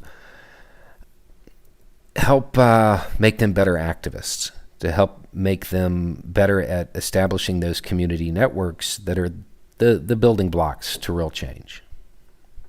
Thank you so much for speaking with me, Bo. And I look forward to seeing more of your content. And we'll be in touch. All right, sounds good.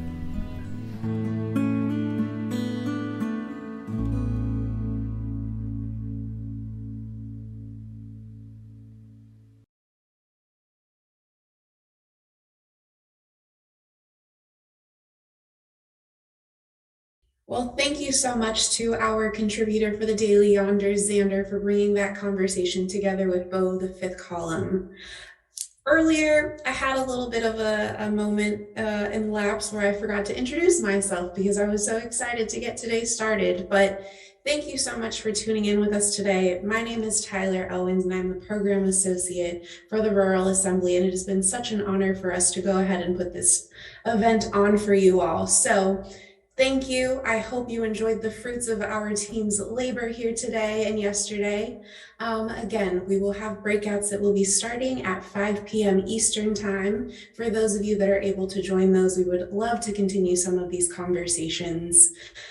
I know a lot of these conversations also tended to kind of sit a little weird with some people, or maybe made us think of different things and think of ways that we want this world to be better, not only for ourselves, but for our rural communities. So please feel free to sit with yourself and think about the uncomfortableness that you may have experienced, or the thoughts that you may have had of ways that your organization can plug into these specific areas to continue to improve our communities. With that being said, our YouTube will always have all of our programming on there, so please keep an eye out for that information. Our breakout sessions and even our happy hour will be available to rewatch. So with that being said, thank you all so much, and I hope that you keep an eye out for our next Everywhere event, and take care. And we all chime in and say, keep it for right now. Or Vinny can say it. Oh, yeah, Bob. Yeah, that's right.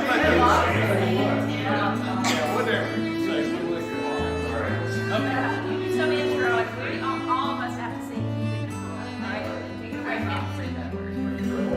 All right, it's been rolling. You know what to do. Keep it